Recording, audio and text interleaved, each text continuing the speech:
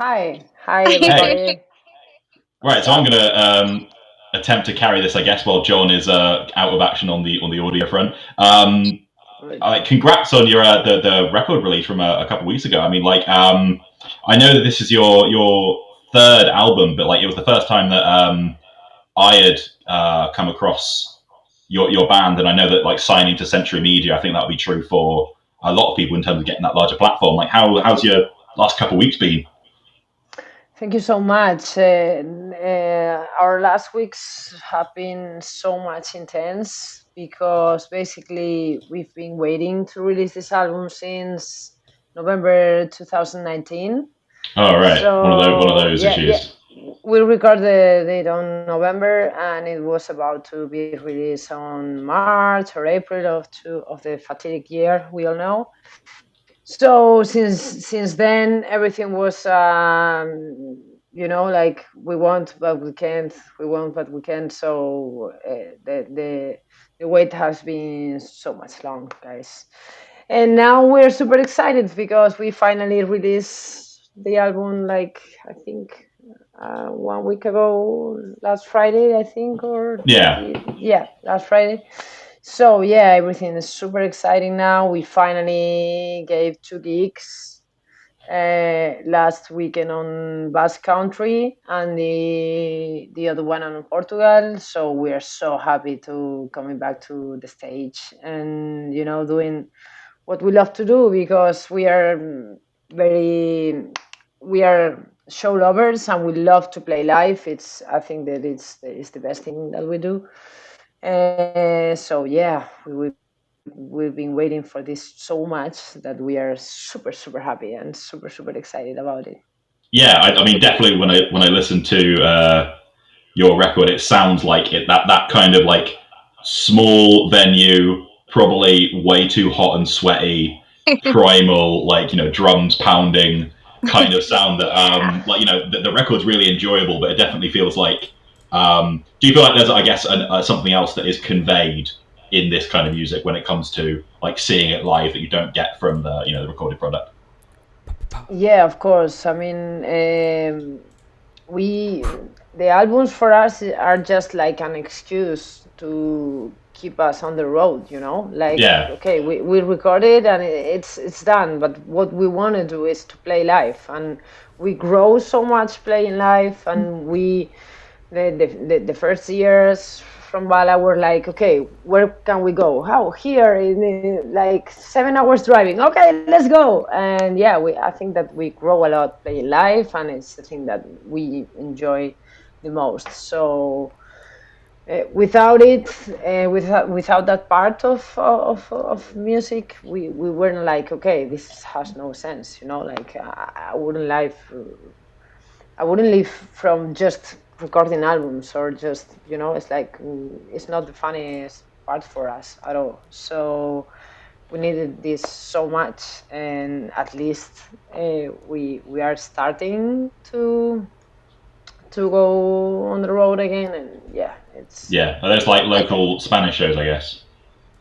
Yeah, and I mean with people seat and with restrictions, it's not there are no mosh pits and Yeah. and that stuff. But yeah, at least it's just to have that noise and and experience that thing again that I think that all here we've been missing so much. So yeah, it's great. I wouldn't mind if they say, okay, go and play here for nobody. It's like Mm, Yeah. great. yeah. John, are you back with us? I think so. Can you hear me? Yes, you're back. Hello. Yeah, all right. Yeah, Hello. We did it. great. Violeta, hello. Bienvenido. Pulse of the Maggots. ¿Qué Thank you pasa? so much. We, Thank you so much for having me. we're already in the conversation. So I wanted to follow back up on something real quick because I was listening to an interview that you did recently and you mentioned about how you've been sitting on this album since 2019. Is that one of the reasons why? Because like Param, you mentioned this on your podcast as well, and this is something that we talk about on my stream as well about the amount of singles that some bands release. Right? Is that one of the reasons why you decided to be like, okay, we're firing is like if the album's only 24 minutes long, but we're getting 5 songs out there before anyone even has a chance to do that?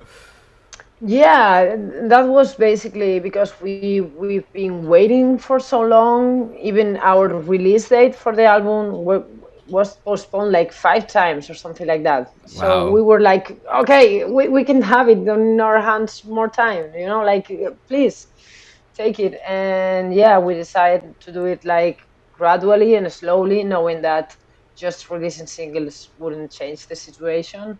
So okay, let's go showing something, because we were telling our fans that okay, we have recorded the album. It's just 3 months, and okay, not 3 months, maybe four, but and then COVID arrived, and they were like, okay, we are totally fucked now. And yeah, we're waiting, but we have it. It's done. So the waiting had a little sense at the beginning, but at the last month we're like, okay, please, let's do this. So yeah, that's why we choose to release one and then another one and then another one to I don't know, to give little Yeah. pieces of something that we wanted to share, but we couldn't.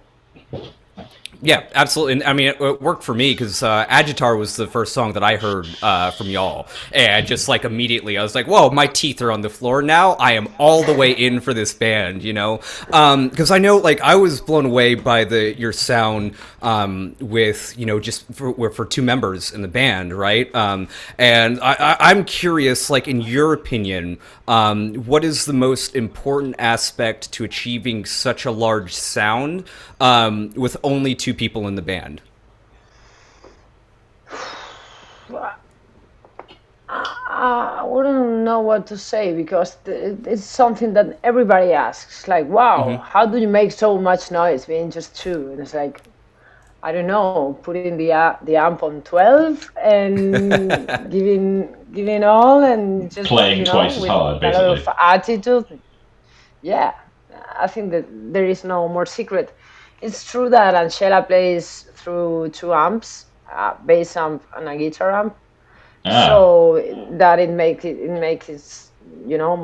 more complete, and it's gross. I don't know, but yeah, mm, just the attitude, the kind of the songs that we do is like that they start like super heavy, so it just, I think the trick is to maintain that energy and give it all, like, okay, until I breathe, yeah. let's go.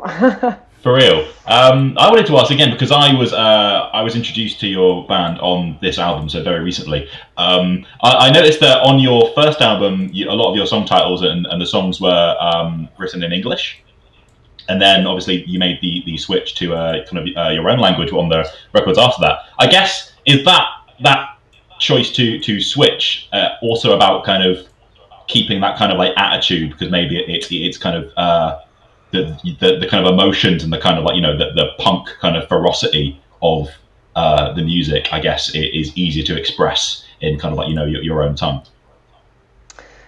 Actually, when we started, we didn't knew what we wanted to do a lot, so it was very experimental.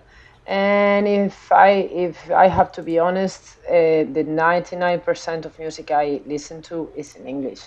So for me, in my brain, music is in English.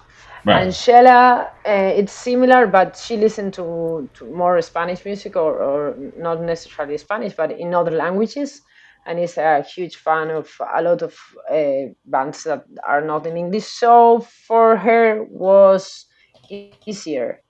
So when we made Lume, our second album, she really wanted to make something in Spanish.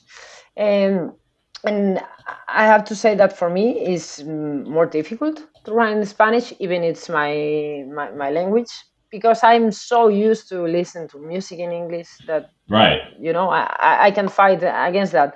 But something happened when we started to make things in Spanish, and it was that in our gigs, people started to sing the songs. And I was like, Ah. what?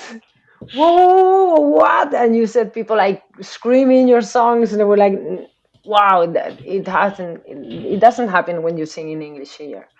So it was like, whoa, this is huge. Okay, let's do it. And actually, in this last album, we have just two songs in English. One because it's a song we wrote to Bessie Stringfield, that is was an American woman, and the other one is mine. It's Sex, and I wrote it totally. It's like I Right. made that song, and when I wanted to put the words to that melodies I had in my head, was like, whoa, okay, English, because it's where I feel more comfortable, you know. But yeah, I think even if I think that English for me sounds more musical, but maybe it's because I just listen to English music mainly. Uh, it's true that the message you get when you write something in your own language is, you know, it's it's more, there is more truth on it, and you talk about things in a in a deeper way, I think. I don't know if I explaining myself. No, yeah, no, I get you completely. Certainly. I mean, uh, one of my favorite bands are a band like Ramstein, who they are famous for kind of like using the German language to kind of they use like double meanings and stuff, and kind of they play with maybe words that sound similar to one another, which obviously you can't do in the same way when you translated it into English. Totally, totally. And it's true that I think that now it's changing because uh, they always say English is the language of music, is the language of rock and roll. But nowadays there are a lot of examples of people making music in other languages, even minority languages. For example, I don't know, Berri or hearing from Basque Country, they are singing in Basque. That is a really small language, Mm. and wow, they tour all over the world, and they are great and huge, you know. So I think that this English thing in music is changing slowly, and people are getting their ears, you know, more broader, so they can, Yeah, yeah, yeah, I definitely agree. Because I mean, on a very mainstream level, like the influence of things like K-pop or Latin music, just in the mainstream charts in America is like much larger than ever been before. So I would personally love to see more. I guess linguistic diversity in like. Did you share that, Megan? yeah, that's the point. It is like an improvement, you know, now when earlier it would be like, wow, this is strange, this is, it would be great if it be in English, but now I think that it's yeah, we are super amazed because of our success in and all the interviews we're doing in English, and all they are always asking us, why you choose Spanish if you're getting more international now, why you're betting on Spanish when the logical way would be, okay, you're getting international, Yeah, just make more songs in English. And yeah, it's curious, but I think that yeah, it's getting something very interesting to think about. And I think like you, I'm happier with it. I'm enjoying a lot with bands that make music, that awesome music, and I'm listening, and then it's like, what is this? I don't know what they're saying, but it's this is amazing, you know. yeah. Um, yeah, like it's just really interesting to think about that kind of the potential of how far that could go. I mean, when it could come into like your actual musical elements is as someone again who was introduced to your band, I was really struck by that kind of mix of um, like are you big fans of grunge? Because you're like because obviously that term has such a commercial and for some people maybe negative kind of idea, like especially if it's post grunge, the stuff that comes like after the death of Kurt Cobain or anything like that. But like when I hear your music, I hear the kind of like primordial sludge soup of the kind of like underground heavy music that fed into like Nirvana becoming massive. So like, I guess what relationship do you kind of have with like that kind of idea of music? Yeah, I don't know. It's a difficult question when they ask what kind of music you do. It's like, well, Mm. it's difficult for us to say it too. I think that we have a massive influence from 90s. Yeah, We basically sounds like 90s. And when Angela and I start playing together, um, we talked about the things that we love, and we have several bands in common. And yeah, I think that we are just a mix of it. We start talking about bands, and we said, okay, Black Sabbath. Wow, Black Sabbath. Yeah, of course, Black Sabbath. Okay, yeah. Melvins. Wow, Melvins, of course, Melvins, that's it. Melvins. That's the big one I hear. Yeah, So Caius. Okay, Caius. Bleach, Nirvana's Bleach. Wow, Nirvana's Bleach, of course. yeah, So I think that we just, I don't know, we pick a little from here, a little from here, and say, okay, and that's it. yeah. We were having a discussion last week when we were playing one of your songs that because Nirvana are obviously such like a enormous, like one of the biggest rock bands of all time, and they're one of those bands that like everyone, even people who don't like rock music, like know like a handful of songs. But you can tell like how much a Nirvana fan knows their shit because it's like they know Smells Like Teen Spirit, but do they know like Radio Friendly Unit Shifter and Tourette's and Milk It and those kind of songs? And I guess are you as a band drawn to some of like you're mentioning Bleach, like the darker, heavier sides of like an enormous mainstream band like Nirvana? Yeah, in fact, I think that Bleach, when we start making interviews with this new album, they always ask, okay, which band will change your mind more and the stuff, and we agreed, like telling the same story, like, okay, we knew Nirvana with Nevermind. Hmm. And like when we were teenagers, we have different ages, so this was maybe in different decades. And yeah, I listened to Nevermind, and I just talked for me, and it was like, wow, this is fresh. Wow, I like this. Okay, but years later, I found Bleach, and I found this darker side from it, and I was Yeah, like, wow, wow, wow, wow, this is the thing, wow. yeah, The incesticide and all that stuff is like, whoa, this is serious. And talking to Angela, it happened the same to her. It took her like 2 or 3 years to get to earlier Nirvana when she found them, and even when she found it, she was a great fan. And then when she found the other works, were like, wow, wow, wow, wow, this is the thing. And I'm always, I have to say that I don't know your ages, and I don't know how old will be the people that are listening to us now. But well, when I talk to them, for me, when internet arrived, changed everything. Because hmm. a few years ago, when you only knew the radio music, your neighbor music, or your friend's music that you had in a cassette or something like that. And earlier from that was super tough for me to find more bands and to find more sounds, or even know the discography of the bands. Okay, you can find, yeah, they have more albums, but you never listen to them.